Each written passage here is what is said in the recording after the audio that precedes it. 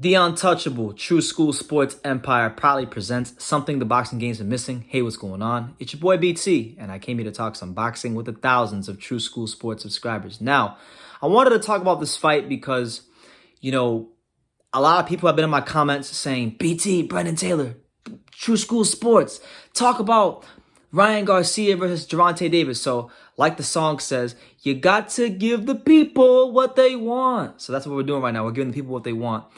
Gervonta Davis, Ryan Garcia, it's the fight that people are clamoring for. It's the fight that's gone viral on social media. It's the fight where, Mike Tyson, he was on his podcast and he had them both on the phone on FaceTime. And, Ryan Garcia has been telling Tank, 2 rounds, baby. I'm going to knock you out in 2 rounds. And just like, I'm going to break this fight down from my perspective on, as far as the different variables going into the fight. So we talk about the different variables in boxing. We talk about the business of boxing. We talk about the sport of boxing. So let's start from the business standpoint, because if the business standpoint isn't right, then this fight will never get made. Okay.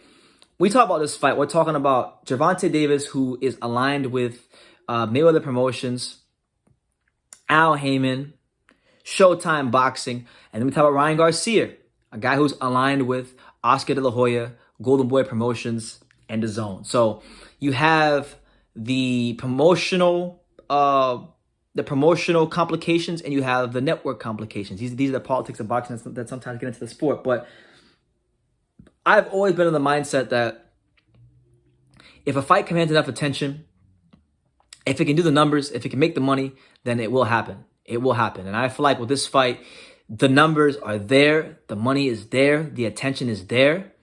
It's just about ironing out those details, and I'm going to tell you why I think this is one of the biggest fights in boxing. First of all, these are 2 American superstars. And I said superstars. Both of them are superstars.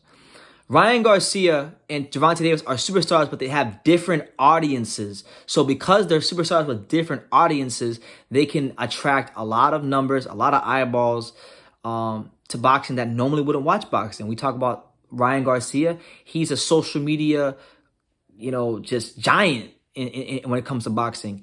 A lot of people follow him. He's got a bigger following than most guys at the top of boxing already.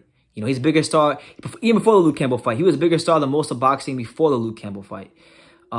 He's got a lot of people that are young. He's got a very young fan base. 13-year-olds, 10-year-olds, 8-year-olds, people, kids on TikTok.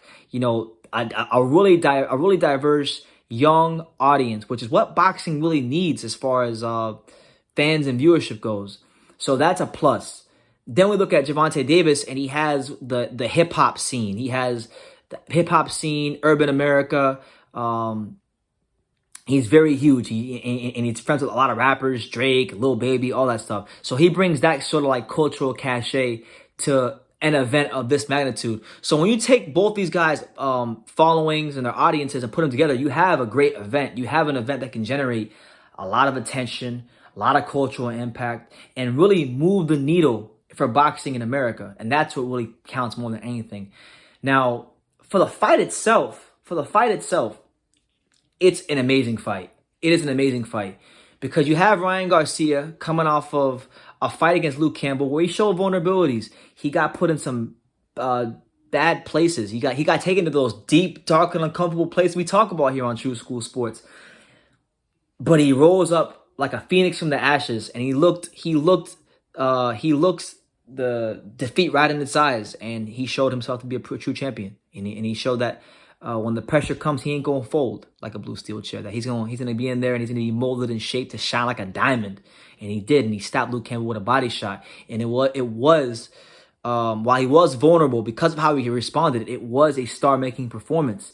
And it was his first true test at the world level.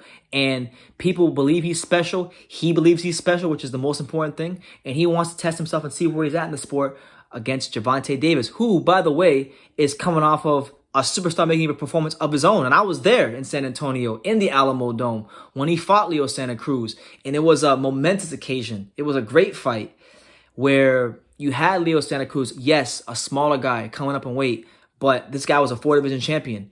Never been stopped. Came to fight. really came to fight. And Gervonta Davis had to beat the brakes off of him. And he hit him with a Mike Tyson-esque uppercut that went viral.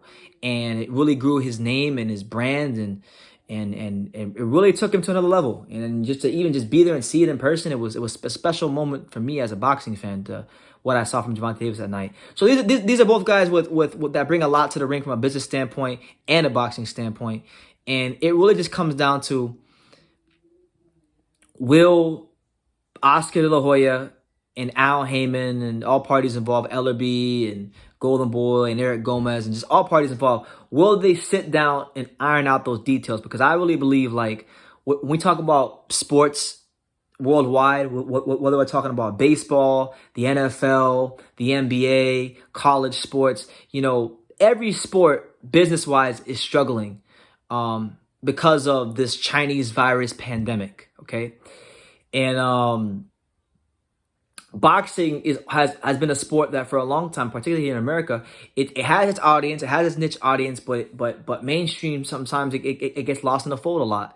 But this is a fight that I know for a fact would move the needle. It would be a big W for boxing if this fight could happen as soon as possible, especially coming off the heels of these guys' last two fights and what we saw on the Mike Tyson podcast. So we got to see this fight. Whoever wins the fight, I mean, it's an interesting fight too, because when we talk about Ryan Garcia, and I think people forget about this, Ryan Garcia is 5'10". He's a big lightweight. He's tall lightweight. He's long and he's rangy. Tank Davis is like 5'5", 5'6". He's not much bigger. He's not much taller than me, and he's got that Mike Tyson factor about him, to where like he can hit you a one punch and park you. Like I really feel like if Gervonta Davis wanted to, I think Gervonta Davis can move up and weight and be very successful, because I think he's got the kind of, I think he's got fight changing punching power that when he hits you, he can put your lights out and make you change your game plan, even if he doesn't knock you out. So the fact that Ryan Garcia would have to avoid that kind of danger, and he just showed a lot of vulnerability on his last fight, and we know what Tank could do. It's a pay-per-view fight of the highest order. And Gervonta Davis is a pay-per-view fighter now after the Santa Cruz fight. Ryan Garcia, I believe, has pay-per-view fighter qualities, but he's a DAZN fighter, so they're not really pay-per-view service. But if the boxing movers and shakers could put their egos to the side, this fight right here would be an absolute blockbuster fight. So I'm looking forward to it. As far as who I'm going to be rooting for, I want to see a good fight, but I'm going with the one. I'm going with Gervonta Davis, the one. And I said it when I was at the Leo Santa Cruz fight. I'll say it again. Ain't nobody fucking with the one. When Gervonta Davis is right, like Mike Tyson said, when I'm right, I put people in body bags, and that's what Tank does. When he's right, he puts people in body bags. So I'm gonna be rooting for Tank, for the one, Gervonta Davis, and hopefully it's a great fight. And hopefully for our sake, it happens. So that's my take on the fight. That's my take on just how I see it. Let me know you guys. Let me know your take in the comments down below. Make sure you take the time to subscribe. And like I say in every single one of these videos, you can love me or you can hate me, but I'm just a kid from Daniel. So until next time, take care, guys.